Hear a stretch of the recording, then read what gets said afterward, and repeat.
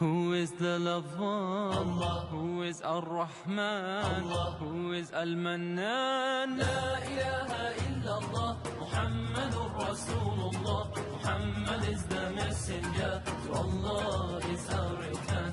La ilaha illallah, Muhammadur Rasul. Nahmaduhu wa nusalli ala rasulil kareem. ربنا آتنا من لدنك رحمة وهيئ لنا من أمرنا رشدا رب اشرح لي صدري ويسر لي أمري واحلل عقدة من لساني. السلام عليكم ورحمة الله وبركاته.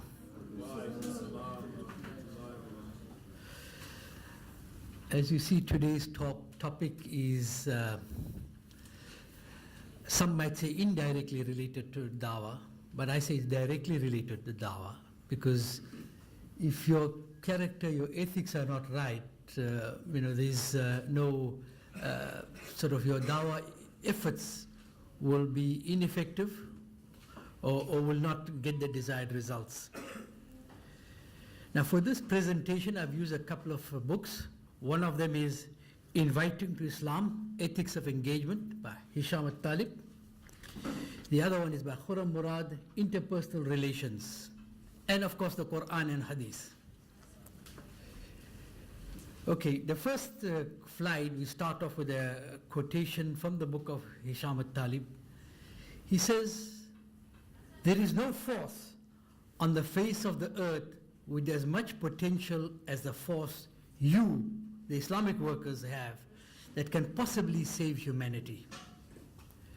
Therefore, rise to the lofty level of your ideas so as to qualify for the leadership of humanity through service." The Prophet ﷺ said that should Allah subhanahu wa ta'ala guide anyone at your hands, it is better for you than everything on which the sun rises and sets. So that's the level of importance that dawah is being given. That your status is enhanced significantly. That if you are able to even convert one person into Islam by your hands, of course the hidayat is from Allah Himself. But if with your effort, this is the reward. Right, now we come to the crux of our topic, what we're looking at. And it says, on the day of resurrection, the most weighty item in the scale of deeds will be good manners. Now, look at that. I want to repeat that. On the day of resurrection, the most weighty item in the scales of deeds will be good manners. In other words, your character is going to hold you very significantly. It's going to have a very significant weight on the day of judgment. And another hadith recited by our mother, a believer with good manners and good moral disposition gets the same reward as he who spends his nights in prayer and observes fast during the days all the time. Again, look at this, how significant your character and manners are. And there is one example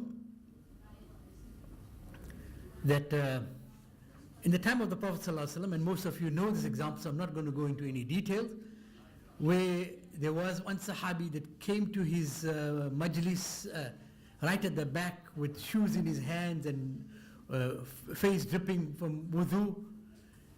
And the Prophet ﷺ, there goes a Jannati. People looked at him and surprised, and he did it a couple of times.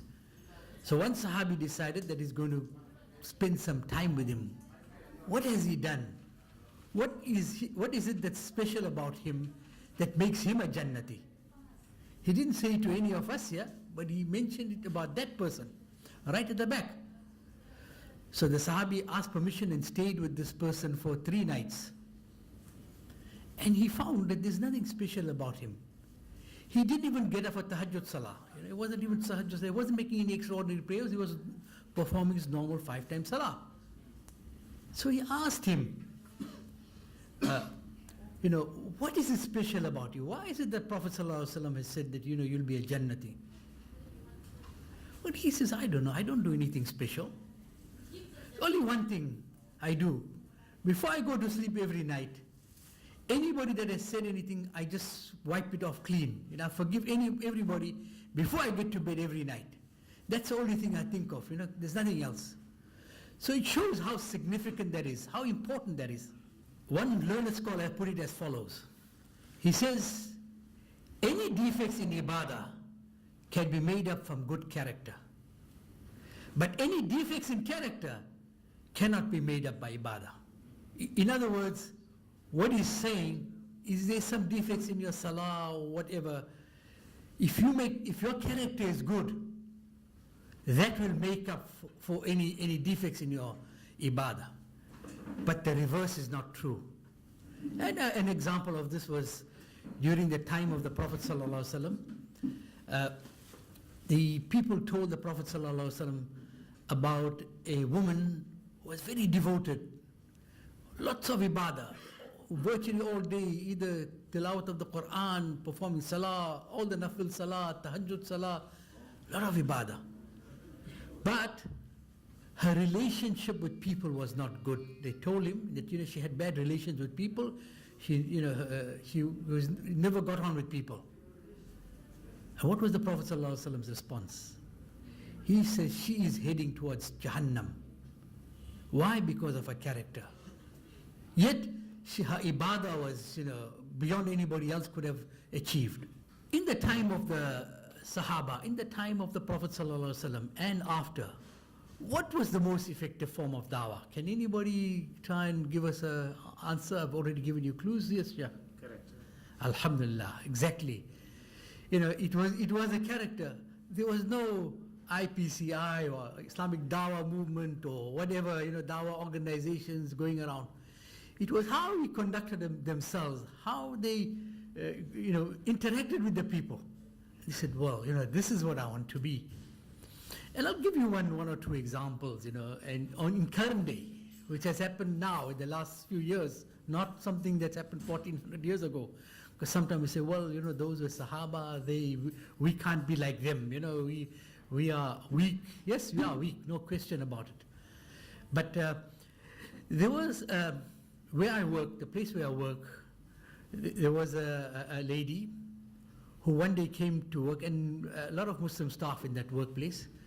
She came to work one day and she said, look, I want to become a Muslim. So everybody is looking at her, a little surprised. Well, first they thought, well, maybe, it's the way they are behaving, the way they're conducting themselves. So they asked her, why? Why do you want to become a Muslim? So she said, there's a squatter camp that her mother was living in. Sorry, she was living in a squatter camp, but another lady's mother was living next to her, in her neighborhood. I won't say next to her, in her neighborhood. There was a lady, an elderly lady, who was living in the neighborhood, and she was also living in the squatter camp. I'm talking about the staff where I work. And she says the daughter comes to visit her regularly. And when she comes to visit, she sees the way she conducts herself, the way she talks to the people, the way she shows respect to her mother. She said to herself, I want to be like her. And that woman was obviously a Muslim. She wants to be like that person because she sees how that person conducts herself. She sees how that person behaves. And alhamdulillah, she's now about 4 or 5 years now, she's a Muslim. Alhamdulillah. And it was why? Because she observed character, she observed what was happening, and that influenced her. And that made her. So it is even possible today that, we can, with our character, the way we conduct ourselves, we can also have an impact on non-Muslims to embrace our deen. And we know in the time of the Sahaba, there are many, many examples. We don't have time to start going through those, where people just looked at the Sahabas, how they conducted themselves. No, we want to be like them. They looked at Prophet ﷺ, I want to be like him. They didn't go and force them. They didn't say, look, hold them as alleged by the sword or whatever and force them to become Muslims. Just by observing them, just by looking at what they did, how they conducted themselves. Now, this is from Hisham al-Talib again. It says about true and false religiosity. Dawah worker is comprehensive and holistic understanding of Islam. A strong believer is better and dearer to Allah than a weak one, although they are both good.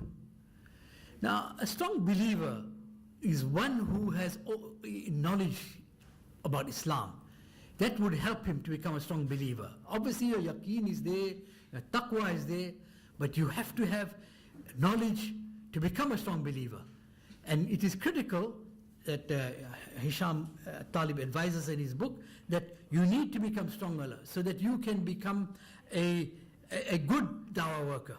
Now, what are some of the characteristics of a dawah worker? What does he need? These are some of them, this is not everything. One is tolerance. It is important that every one of us are tolerant to the other person, because we tend to sometimes get lose our cool because somebody is doing something irritating or doing something wrong. I mean, you take the Prophet ﷺ himself. We know how he was treated in Makkah. We know how while he was in sujood, people used to put intestines on his back. He didn't go and take revenge on them. He tolerated them. We know the case of a woman, when he was walking on a certain pathway, she used to empty her dirt on him every time. And he just carried on. And then one day, she didn't do it. He thought, oh, strange, what happened here? So he found out. And he found out that she had passed away. So she wasn't able to. He didn't go and fight with her. He didn't go and start swearing her, whatever. And the other one is sabr, or patience, and they go hand in hand. Sometimes when you speak to somebody, they're not going to take this thing, accept whatever you say. And here again I want to use an example. We have a helper at home, and she's been with us for over 20 years, and we've been working on her for maybe 15 years or so, giving her the invite to Islam, giving her literature on Islam, talking to her about Islam. And only about a few months ago now, she has embraced Islam. So it's important that we continue exercising sabr. Another aspect is kind-hearted or helpfulness. In America, a few years back, Islamophobia started quite a while back, mainly during the time of George Bush. And we know there are many immigrants, people who have left other countries, Middle East, wherever, and they've settled in America. So there is, and there will still continue to be a lot of propaganda against Islam and Muslims. We know that all over the world there is this propaganda. And the Muslims, they were told how bad Muslims are. They are terrorists and they do all sorts of things.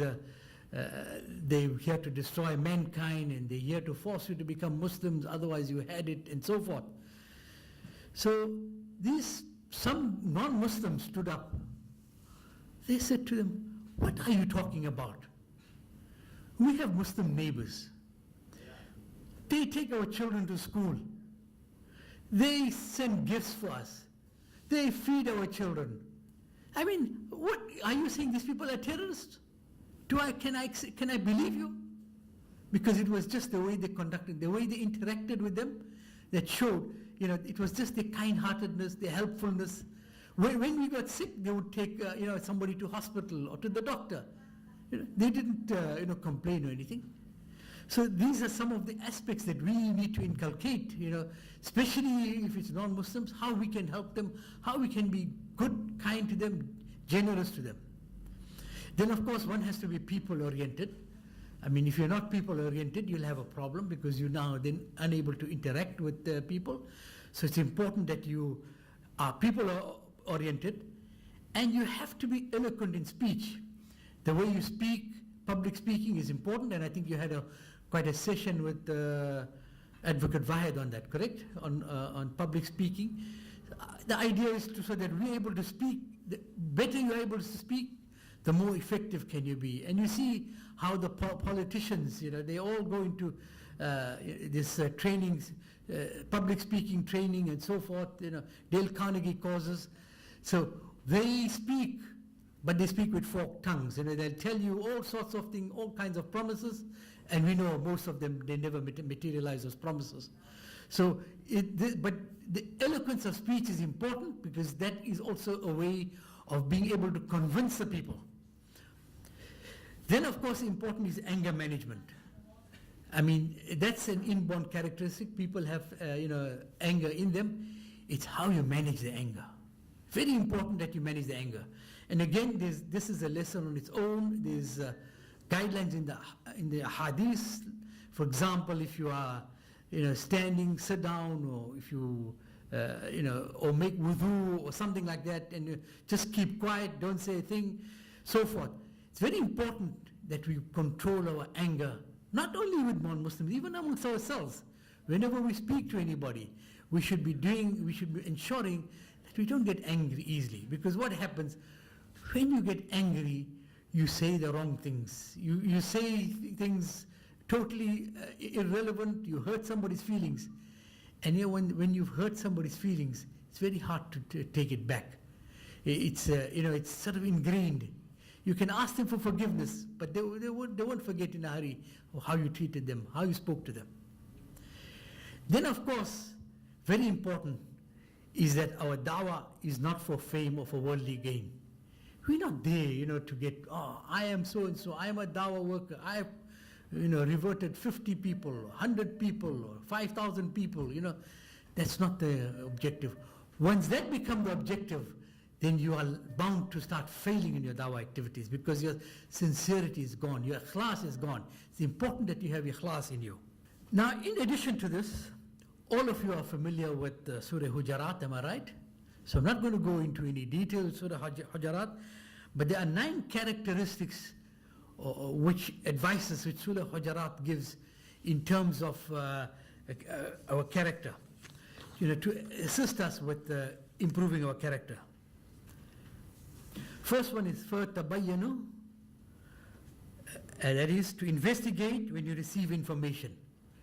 Don't go and just harm people out of ignorance. Don't just go and, sort of whatever you get, and we quite normal with WhatsApp. As soon as you get a WhatsApp, we send it to so many people without even looking at it, without verifying the information. Often it's a characteristic that is, we are probably belittling somebody. The next one is for islahu, that is, make settlement between your brothers as believers. As believers are brothers. Always try and settle differences. Try and bring about unity amongst our brothers. Try not to allow differences to continue. The next one is wa'aqsitu, that is, act justly. Whenever there is a dispute, try for settlement and act justly between the parties. Don't just settle for the sake of settlement, or don't just settle because you are biased to somebody. Settle the just way. The next is la yaskhar, that is, don't ridicule people as they may be better than you in the eyes of Allah. It is often, look at that stupid fellow, or look at this fellow, look at him, look what he is, I think he's a mad person, whatever. You never know what his relationship with Allah is. He may be far better than you. He may have far better character, far better relationship with your Creator. And you might just belittle him, you might be ridiculing him. The next one is wala talmizu, do not insult one another. This is also a very important characteristic. People, find this regular thing that we just insult them. You're a stupid, and you are like this, and you are that, and don't ever do that. Whether it's amongst your fellow Muslims or against non-Muslims or whoever it may be, against insan generally. Don't insult each other. And the next one is wala tanabazu. Do not call each other with offensive nicknames. Again, there is this, calling him a monkey or whatever, or a baboon, or, these things are offensive. Don't use words like that. Why insult them? I mean, you wouldn't like to be called a baboon. Why do you want to call somebody else the name? It's different if somebody doesn't mind, or he likes the name or something, that's a different story. Or he likes to be called by a certain name even though his name is something else. But when you start calling him something, especially if it's an offensive name, as I say, like calling him you're a baboon or something, it's not a good thing. Right, that the seventh characteristic is اجتناب كثيرا من الظن. Avoid negative assumptions or suspicions. Indeed, some assumptions are sins. This is also very important, that you don't have any suspicions about anybody. I mean, for example, if this brother is walking with a lady on the road, looks like this fellow has now got a girlfriend, he's got his wife at home. In the meanwhile, that lady might well be his sister. Because we come to good conclusions. Hey, I saw him there, he was by the park there, he was with one lady, it wasn't his wife. I know it wasn't his wife. But, because it's our human nature, we just try to make assumptions before verifying anything. In fact, on one occasion, the Prophet ﷺ was in itikaf, and some sahabis went past him, and he had his wife Safiya was with him. So when he saw them going past, he called them. He told them, brothers, come here. Look, this is my wife Safiya. It's not anybody, that you think. So he just wanted to make sure. He says, look, let somebody start, having some suspicion in their mind. Somebody start making all kinds of conclusions, about what happened. And, the Prophet ﷺ, while he was in itikaf, he had a woman with him. So it's important that we don't just, make assumptions. The next one is, وَلَا تَجَسَّسُوا. Do not spy on each other behind their backs. It's also a very common thing that we talk. Him, this, what he did. Don't do it behind the backs. And of course, the last one is wala yaghtab, that is, do not backbite each other. It's a major sin equivalent to eating your brother's flesh. That's how serious it is. The backbiting about other people. In fact, here's a saying here, the greatest pain on the day of judgment is to find your deeds in another person's register due to backbiting and slandering. Imagine now you are on the day of Qiyamah, you are here, you are being now all examined and being judged, and you got a whole lot of good deeds and you're feeling happy. And suddenly you find those good deeds are next door or with somebody else. Why? Because you've been engaging in this bad practice of backbiting and slandering other people. So it is so critical for us to refrain, and it's also so easy to get engaged in. It's like juicy stuff. Hey, that chap, he's doing X, or he's running this people down, or he's doing X, Y. Or he's gambling on the side, he's doing this. We don't know the facts. We rather not make any judgments, or do not backbite about him, do not slander him.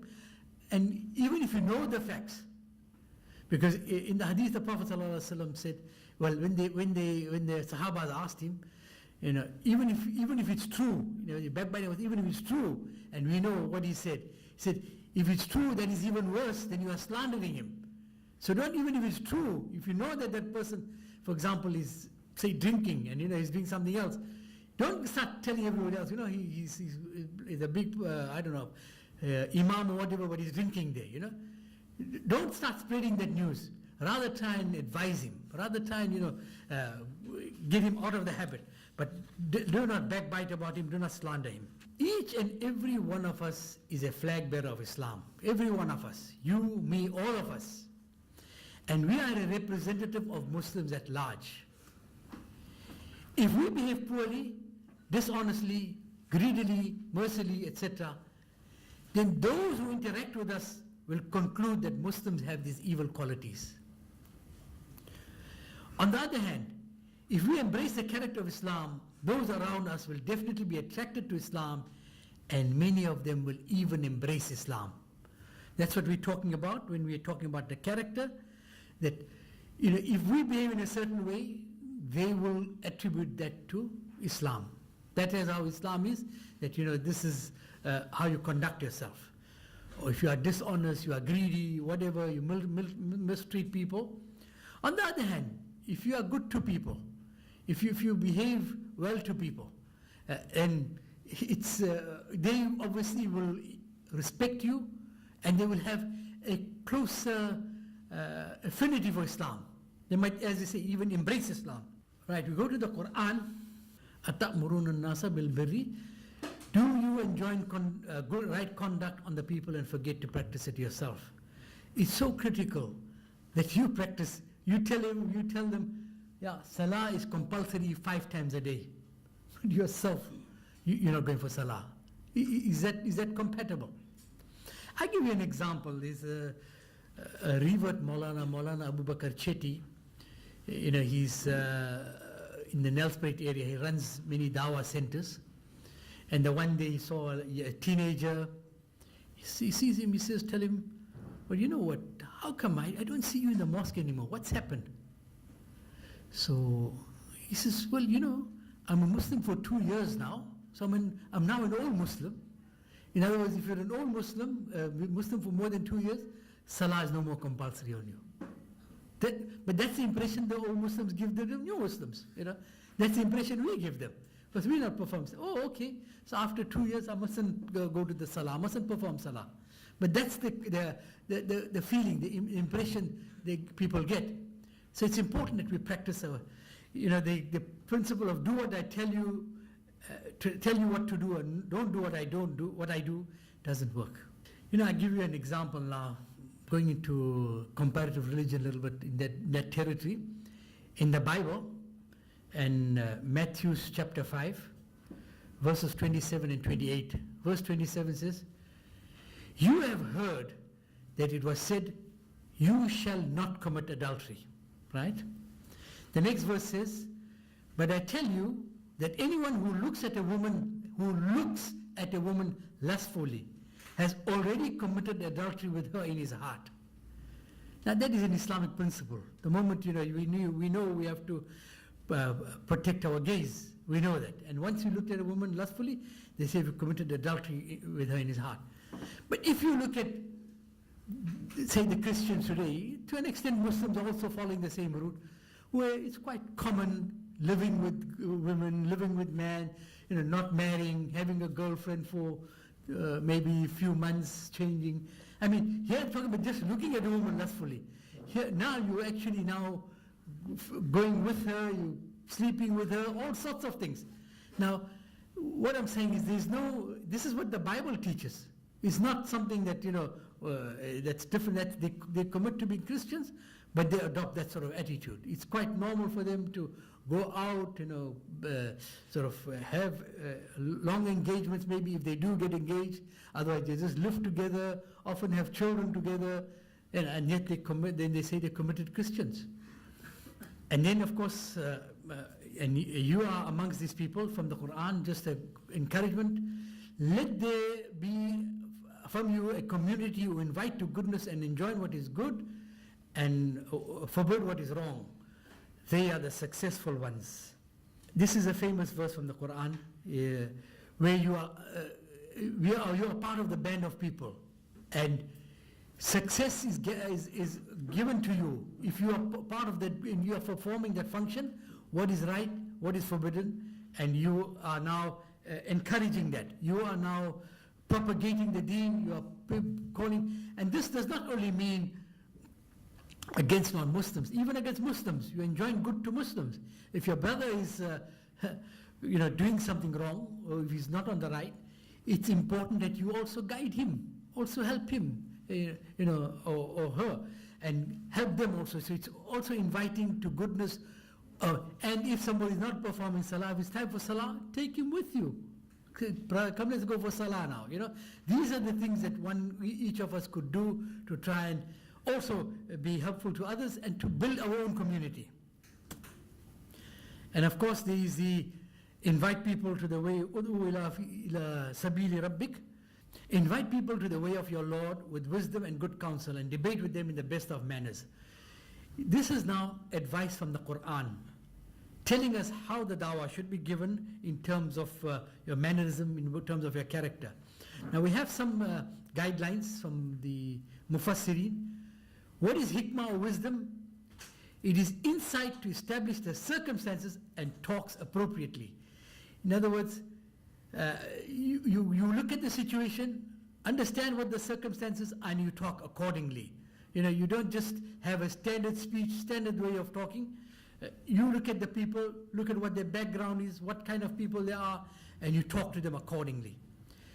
And the other advice given to us by the Mufassirin is that the time and the occasion must not burden a addressee. In other words, if you want to give somebody dawah, when they're about to go into a meeting or they're about to go and have dinner with their family, that's the last time, because he's now worried about his food, and now you are distracting him. You are now trying to give him something, a message, which he probably doesn't want to hear, but once you've heard it, maybe you'll convince him. He doesn't want, and now you are going to try and talk. He's not going to be interested in your dawah. And at any time, do not embarrass the addressee. In other words, don't start criticizing his religion. Don't tell him how stupid, you're worshipping an idol, or you're worshipping a human being as a god. Be subtle about it. Of course, if the topic comes up, then you discuss it, but in a way that won't embarrass him, in a way that he won't feel belittled by it. Good counsel, the Mufassirin tell us, speak in a manner that would make the heart of the addressee soften. Soften his heart. In other words, talk to him in a soft, humble way. Don't, be in a bossy or in a very authoritative way that, he will sort of be put off you. And debate with them in the best of manners. This is again Quran, but we're getting some directive from the Mufassirin. It says, use a soft approach in mutual submissions and arguments that will be understood by the addressee. No aggression or abuse in it. Don't start being abusive. He might provoke you. He might say something. Your prophet is a pedophile, and suddenly you get mad and you start saying, then you're not going to get anywhere. That, rather tell him, what makes you say that? Tell me, where's your proof? What is it? And you can start addressing them. And I think that on that particular issue, Yusuf Ismail gave you all enough ammunition on that, where the claim is that the Prophet ﷺ married a little girl, Aisha radiallahu anha, and he's given you enough, as I say, ammunition on that. Allah subhanahu wa ta'ala advised Musa alayhi salam in terms of the giving of dawah, and now he was going to go talk to Pharaoh. He advised Musa alayhi salam to go and give the dawah to Pharaoh. And what would the Quran says? Speak to him in gentle words, maybe he takes to the advice of fears. In other words, speak to him gently. Don't be harsh with him. We know he's a dictator. We know he says he's God. But doesn't mean that you need to now be abused. Talk to him in gentle words. Even if he responds to you harshly, the gentleness must prevail all the time. All the time, be humble, be gentle. Talk to him. And that is what the advice of the Quran is. The dawah workers should be high caliber people with high morals.